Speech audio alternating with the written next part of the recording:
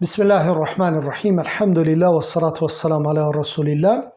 Jemi te kapitulli I fundit, urtësia forcës praktike me të gjithë pabesimtarët, apo në përgjithësi me të thirrurit.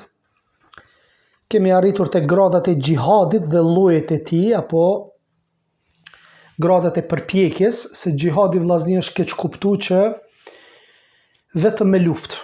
Gjihadi realisht ka të bëjë me përpjekje ndaj shejtanit, ndaj munafikave, po edhe përpjekje në luftë, ndërsa lufta në gjuhën arabe quhet qital. Më thonë nuk është gjihad. Gjihadi është term më I gjonë se sa lufta. Gjihad me kërku dituri është. Gjihad më ballafaqu me bidatxhit, me jau zbrapës dyshimet e tyre që I kanë, që I përhapin në mesin e muslimanëve. Dhe gjihad normalisht e fundit është edhe me shpat apo me armë. Dhe ne do t'i trajtojmë inshallahu taala disa prej llojeve të gjihadit. Gjihadi ka 4 grada vllazni. Grada e parë është gjihadi me vetveten. Mas pari, mujahidi vërtet është ai person që lufton me veten e vet. Thot Muhamedi alayhi salatu wassalam, mujahid I vërtet është ai që lufton me nefsin e vet. Allah, gjihadi I madh është kjo. Gjihadi I madh është mju përmbajt fesë Allahut subhanahu wa taala në këtë kohë që janë të përhapura gjunahet, me kërku dije. Shumica e njerëzve janë devijim. Për atë arsye edhe është quajtur gjihad. Që ky gjihadi me vetveten po ashtu I ka 4 grada. Gjihadi me vetveten I ka 4 grada. E para është gjihadi I mësimit të gjërave të fesë, të udhëzimit, pa të cilën nuk ka shpëtim as lumturi në këtë jetë edhe në ahiret. Domethënë, nëse ti e mëson diturin, nëse e mëson dinin Allah subhanahu wa taala, jetu bë gjihad, sepse paraprakisht jetu e hek ignorancën nga vetja jote, dhe po ashtu pastaj jetë duke përhap këtë dituri që e ke marrë gjatë gjihadit tënd apo gjatë përpjekjes tënde. E dyta, në momentin kur ti e mëson një dituri, po mësoni në përderse, po dëgjoni derse, po lexoni, po bëni përpjekje për me mësu vetveten dhe me hek xhehlin. Menjëherë shkalla e dytë e gjihadit, praktikimi apo zbatimi I kësaj të mësuare. Do më thonë, I këtij mësimi është që ti të praktikosh, do thot këtë dituri që ti e mëson. Sepse nuk ka dobi kjo vepër që ti e mëson nëse nuk e praktikon. E treta thot gjihadi me thirrje në argumente. Momentin kur ti e mëson dhe e praktikon, normalisht ti duhet me thirr. Duhet me thirr njerëzit në ato që Allah ta ka mundësu me ditë, në ato Allah që ta ka mundësu me mësu. Të mësuarit atë që nuk e di, sepse për ndryshe llogaritet se është nga ata që e fshehin atë që e ka zbrit, Allahu nga udhëzimi dhe nga argumentet e qarta, dituria nuk do t'i bëj dobi dhe as nuk e shpëton nga dënimi Allahut nëse ti nuk e praktikon dhe pastaj edhe nëse nuk thret. Dhe katërta është gjihadi për sabër, është gjihadi me bot durim, kur të godasin, kur të sulmojnë. Çfarë do lloj sulmi që ti do të kesh gjatë ballafaqimit me veprimet apo bërjen e veprave të mira, ky është gjihad I sabrit. Këtë e ka potencu Imam Muhammad ibn Abdul Wahhab rahimahullahu taala kur e citon ajetin, kur e citon suratul Asr, wal asr innal insana lafi khusr illa alladhina amanu wa amilus salihat wa tawasaw bil haqqi wa tawasaw bis sabr. Më thonë, gjithë këto pikat I kemi të kjo sure që I ka potencuar autori I librit. Pastaj e kemi gjihadin me shejtanin. I pari ishte gjihadi me nefsin tënd, që I trajtuam 4 grada të gjihadit. Tash e kemi gjihadin me shejtanin që I ka 2 grada. Gjihadi në dëbimin e dyshimeve, dilemave, mëdyshjeve të këqija në iman. Dhe më thonë, dyshimet kur të vinë, ti në moment nëse nuk ke dituri, çysh kimi hek ato dyshime, subhanallah. Për atë arsye është e para gjihadi me nefsin tënd që ti ta mësosh. Dhe në momentin kur del ti apo para dyshimeve të shejtanit që i bën në kokën tënde, dhe ata shejatin janë qoftë prej njerëzve dhe qoftë prej gjinëve, ti do të ballafaqohesh me pyetjet të shejtanit, me vezveset të shejtanit. Dhe nëse ti nuk din, është rrezik për imanin tënd. Bile për shejtanin vllazni, është shumë më e rrezikshme që një dietar të jetë me një vend se sa 1000 adhurues. Vallai po. Tek 1000 adhurues nëse janë ignorant, i bën për vete shejtani, subhanallah. Vetëm një pyetje o bën, ja më shtjell kokën. Dhe tër kohën, tër natën nuk mund të flej, i pa të dëgju që nuk ka dije, subhanallah. Ndërsa dietari i kthem përgjigje. Po qoftë edhe një nëse është, i del boll shejtanit alayhi lane. Grada e dytë e gjihadit me shejtanin është gjihadi në dëbimin e epsheve dhe dëshirave të këqija me një aspekt, shubuhat edhe shehuat.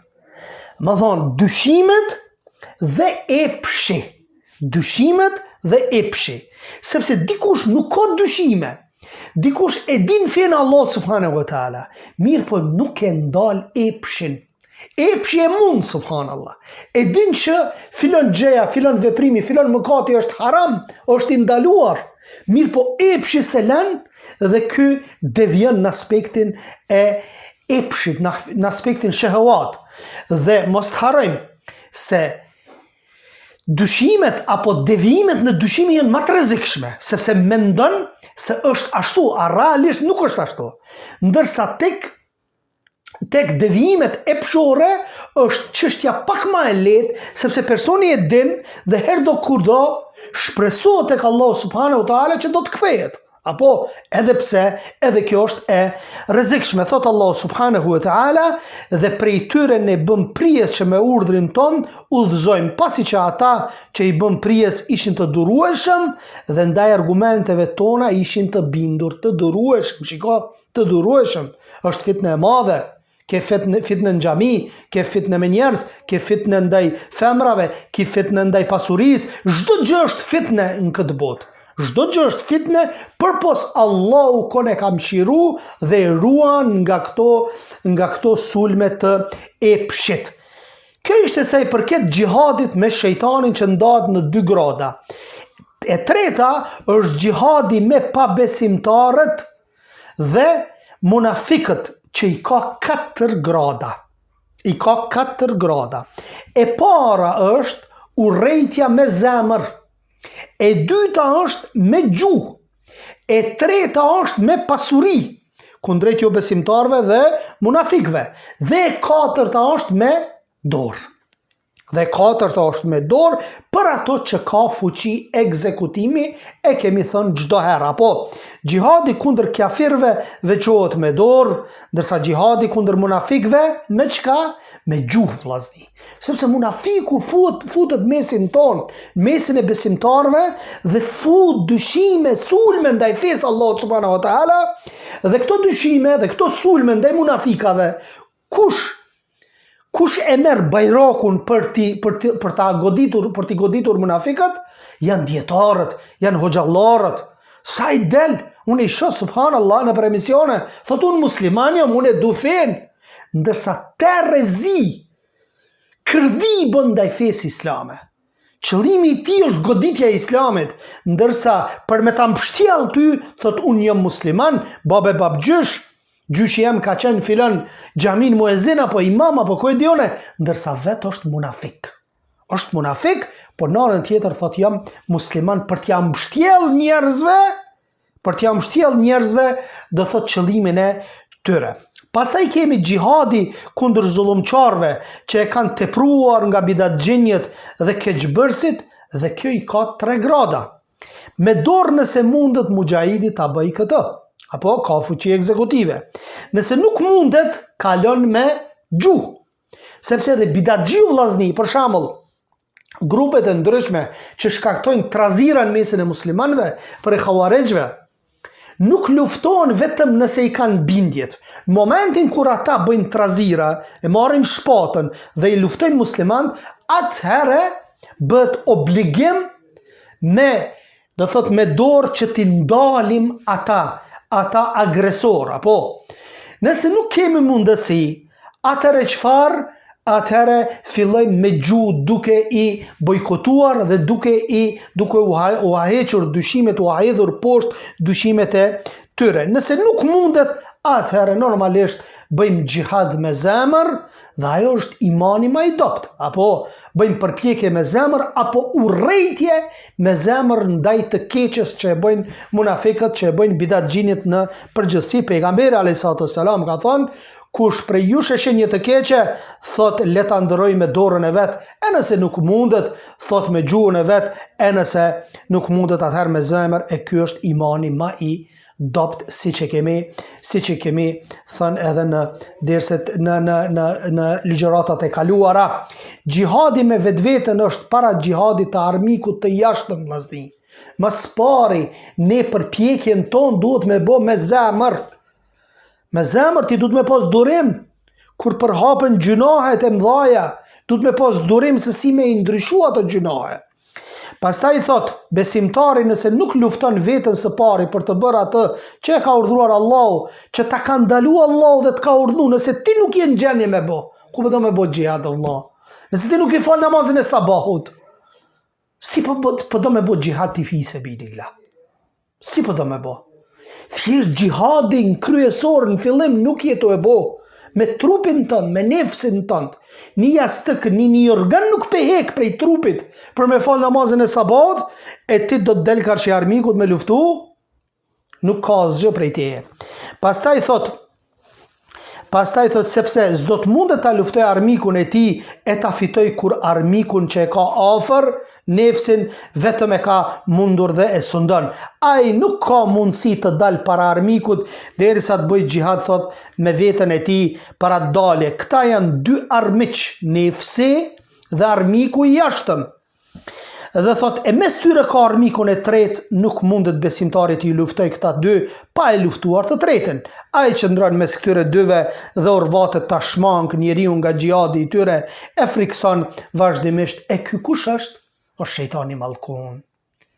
Më thonë, ki nefsin tënd një, nëse nuk mundesh me e mujt nefsin tënd ndaj harameve dhe urdhëresave që ti ka urdhëruar Allahu dhe pejgamberi i tij, dhe armikut të jashtëm që e ke, atëherë ki edhe një armik të tretë që është shejtani.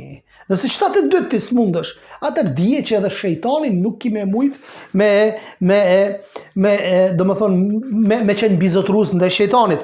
Nga ajo që u tha më parë, qartësohet se fushat dhe llojet e luftës në xhihad janë si xhvijon. Xhihadi kundër pabesimtarve, kundër munafikave dhe renegatëve apo murtedve. Pastaj thot xhihadi i rebelëve kryengritës, thot xhihadi për mbrojtjen e fesë, për mbrojtjen e jetës, familjes dhe pasurisë. Dhe thot, në këtë lloj xhihadi hyn xhihadi rebelëve, thot, apo kryengritësve apo plaçkitësve, ata që plaçkicin, apo thot profeti alayhi salam, ai që mbytet duke mbrojtur pasurinë e vet është shahid. Nuk është shahidi vetëm ai që lufton që të ngritet fjala la ilaha illallah, po shahid është edhe ai që mbron pasurinë e vet. Nëse vjen dikush në shtëpi me të dhunu, me të vrarë, dhe ti e mbron pasurinë tënde dhe vritesh nga armiku, ti je shahid inshallahu taala. Shkon te Allah azza wa jall si dëshmor. Thot, duke mbrojtur familjen e vet, është shahid. Duke mbrojtur namuzin e familjes tënde, gruas tënde, çikës tënde, në përgjithësi moralin tënd, atëherë të shkon shahid inshallahu taala nëse vritesh nga dora xhakatare. Pastaj thot, ai që mbytet duke mbrojtur dinin e vet është shahid. Thot, ai që mbytet duke mbrojtur jetën e vet është shahid. Domethënë shahidët janë të shumt dhe nuk fokusohen vetëm tek ngritja e fjalës la ilaha illallah Muhammedur Rasulullah. Tema e tretë është shkaqet e fitores tani. Cilat janë ato shkaqe, ato sebepe që të bën apo që na bën që na me fitu kundrejt armiqve të Islamit. Është e ditur për siguri se fitoria kundër armiqve realizohet me plotësimin e shkaqeve, gjithsesi kushteve. E para cila është imani dhe veprat e mira.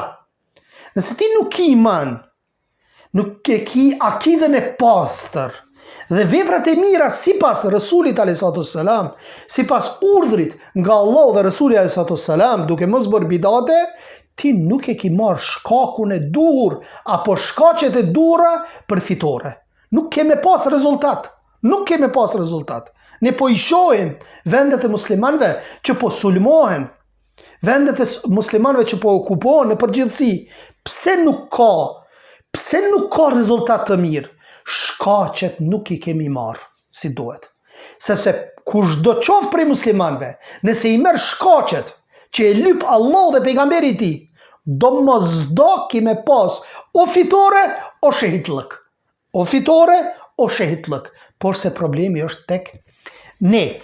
Imani, si që thamë, besimi, Allahu subhanahu wa ta'ala u ka premtuar besimtarve fitore të qartë, dhe ata me triumf të fesë dhe me shkatrimin e armiqve të Allahut, edhe nëse kjo zgjat një kohë.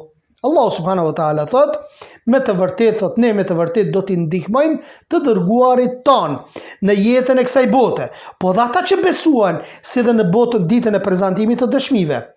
Ghafir, sotur Ghafir, ajeti 51. Po ashtu Allah azza wa jall thot, ne me të vërtet e kemi obligim, shiko, ne me të vërtet e kemi obligim mi mbrojt, mi ndihmu besimtarët. Kry puna.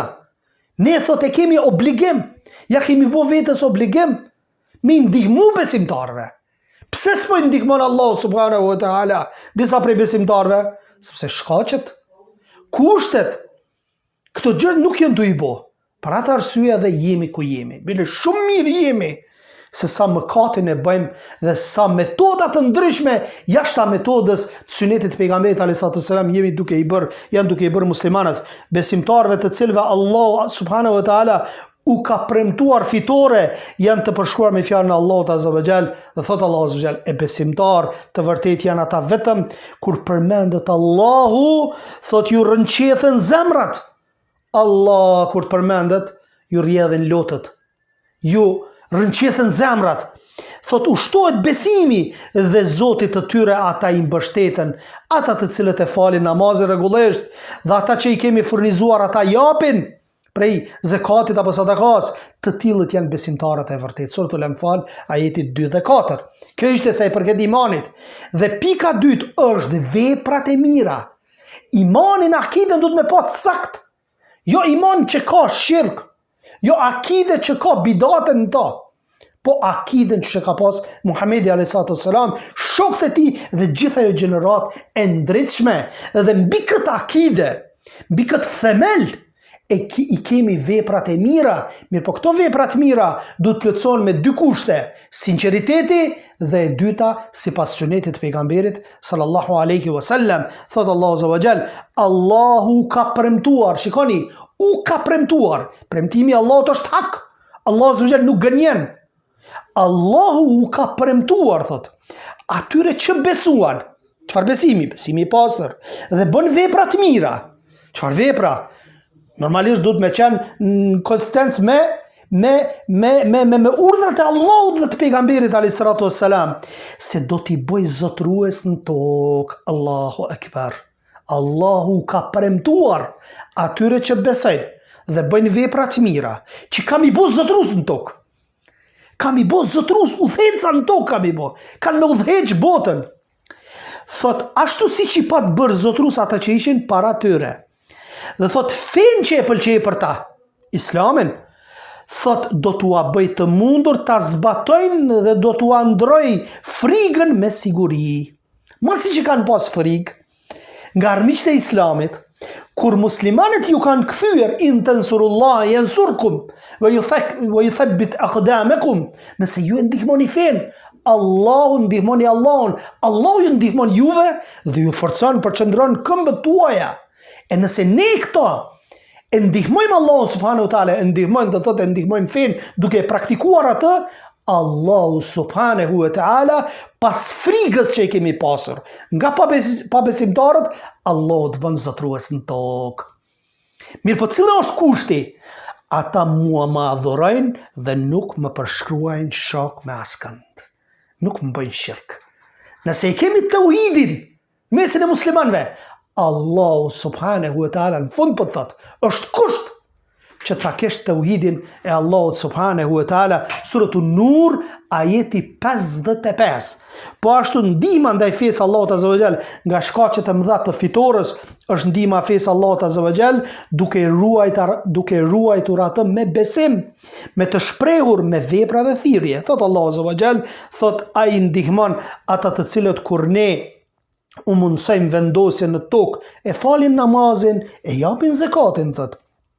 Urdhëjmë për punë mira, ndalojnë nga punë të këqija, përfundimi i çështjeve i takon Allahut subhanahu wa taala. Suratul Hajj ajeti 41. Po ashtu Allahu azza wa jall ka thonë, o ju që keni besuar, thot nëse ndihmoni in tansurullah, nëse in po thot, nëse kusht, fjali kushtore është.